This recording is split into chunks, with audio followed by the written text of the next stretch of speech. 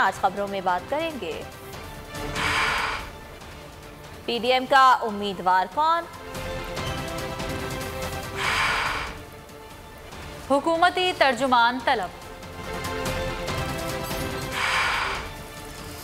वावड़ा फिर अदालत में, लापता बच्चे कहां हैं, कोरोना का पीसीबी पर हमला, खवातीन का दिन,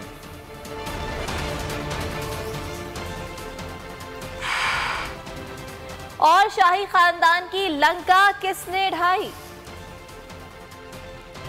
और कौन बनेगा पीडीएम का चेयरमैन और डिप्टी चेयरमैन सेनेट का उम्मीदवार। क़यादत आज मुशावरत के लिए सर जोड़ेगी। पंजाब में इन हाउस तब्दीली, लॉन्ग मार्च समेत दीगर उमूर जेर गौर आएंगे। अपडेट कर रहे हैं आपको कौन बनेगा चेयरमैन सेनेट और डिप्टी चेयरमैन सेनेट। क़यादत इस हवाले से आज फैसला करेगी पाकिस्तान डेमोक्रेटिक मूवमेंट की। पंजाब में इन हाउस तब्दीली, लॉन्ग मार्च समेत दीगर उमूर भी जेर गौर आएंगे।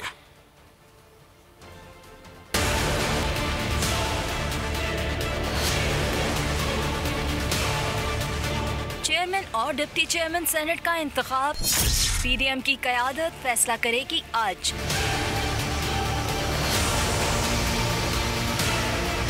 सेनेट इलेक्शन के बाद चेयरमैन और डिप्टी चेयरमैन के इंतखाब का मरहला आ गया। पीडीएम के उम्मीदवार कौन होंगे, फैसले के लिए क़यादत आज सर जोड़ेगी।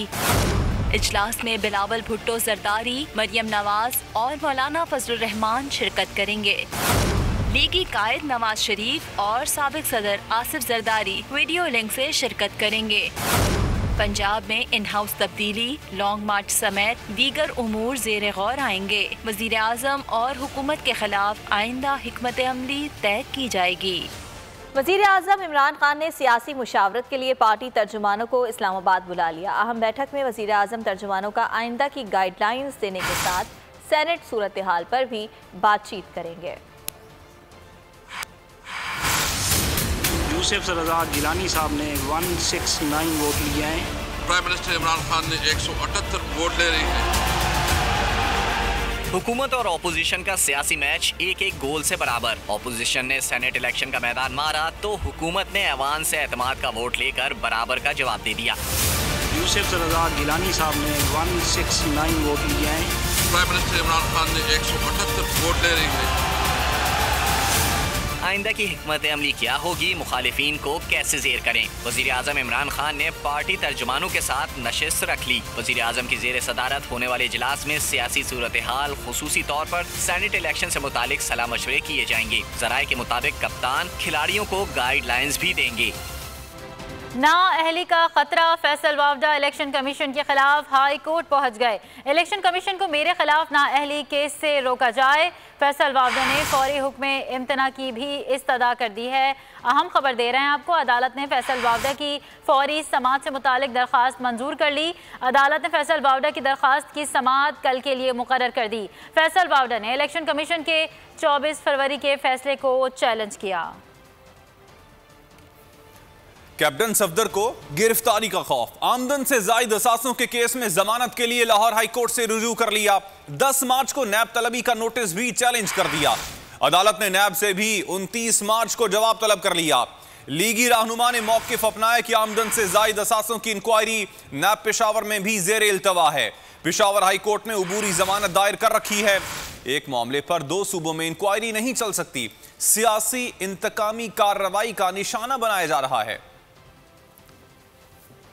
जालिमों के शिकंजे से निकल रहे हैं। जब तक अदालतों से इंसाफ मिलता रहेगा कोई कुछ नहीं बिगाड़ सकता। कैप्टन सफदर की मीडिया से गुफ्तगू। लीगी रहनुमा के वकील ने कहा कि चेयरमैन नैब FIA में दरखास्त देने पर बौखला गए हैं। पेशावर के बाद अब लाहौर ऑफिस में कैप्टन सफदर के खिलाफ इंक्वायरी शुरू करा दी। नैब छुपन छुपाई खेलने के बजाय तमाम इंक्वायरीज की तफसीलात फराहम करे। कि एक ही इदारा बैक वक्त एक ही नोयत की 2 इंक्वायरियाँ, एक पेशावर में और एक लाहौर में अपने 2 मुख्तलिफ सेंटर में शुरू कर दे। हमने 26 फरवरी 2021 को चेयरमैन नैब को एक लेटर जो सा लिखा है और हमने उनसे गुजारिश की है कि जनाब बराए मेहरबानी अगर हमारे ख़िलाफ़ पूरे पाकिस्तान नैब में किसी भी तरह कोई और इंक्वायरी पेंडिंग है तो हमें उसका रिकॉर्ड मुहैया किया जाए। ये हाइड एंड सीक और ये सरप्राइज़ अटैक्स का सिलसिला जो सा है वो बंद किया जाना चाहिए।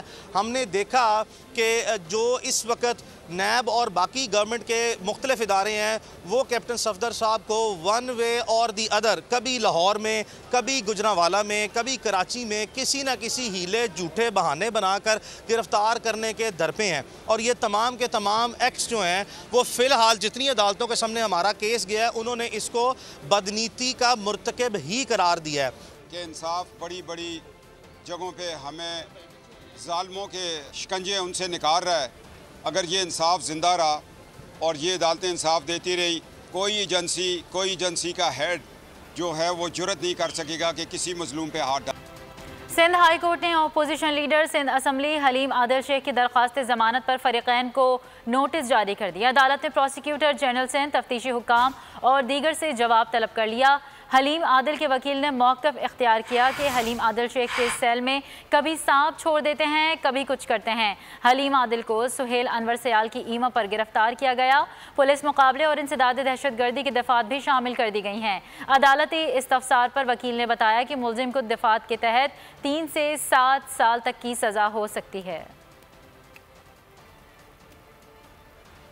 इस्लामाबाद हाई कोर्ट हमला और तौहीनी अदालत के मुलजिम वकील खालिद महमूद का case chief justice Athar Minallah को भेज दिया गया है। दरख्वास्त गुजार ने कहा है कि Khalid Mahmood Islamabad high court bar का मेंबर नहीं, जो खालिद महमूद वाक़े में मुलव्विस है वो हाई कोर्ट बार का मेंबर है। जस्टिस तारिक महमूद जहांगीर ने रिमार्क्स दिए कि इस केस को चीफ जस्टिस के पास भिजवा देते हैं। घूसों की बारिश उस पर की गई। मुतासरा शख्स की बात की जाए तो उसने साबिक लीगी एमपीए पर तशद्दुद का इल्जाम लगाया है और इस पर मुकदमे के लिए पुलिस को दरखास्त भी दे दी है। पुलिस ने वाकये की तफ्तीश शुरू कर दी है। पीटीआई रहनुमा खुर्रम शेर जमान ने कहा है कि कुत्ता मार मुहिम के नाम पर करोड़ों रुपए वजीर सेहत और दीगर 3 वज़रा डकार गए। अपनी ट्वीट में उनका कहना था कि सिंध की आवाम वैक्सीन के लिए परेशान है। वज़ीर आला सिंध के डिस्ट्रिक्ट में गुज़िश्ता रोज़ कुत्तों ने बच्चों समेत 5 लोगों को नोच लिया। बिलावल पंजाब को ठीक करने से पहले अपने सूबे में हुकूमती सरपरस्ती में मौजूद कुत्तों से आवाम की जान छुड़ाएं। सिंध की आवाम का पैसा गिलानी मंडी में झोंक कर सिंध की आवाम को सिसकता छोड़ा गया। महकमा बल्दियात में ये कौन सी माफिया है जो इंसानों के बजाय कुत्तों को सपोर्ट कर रही है?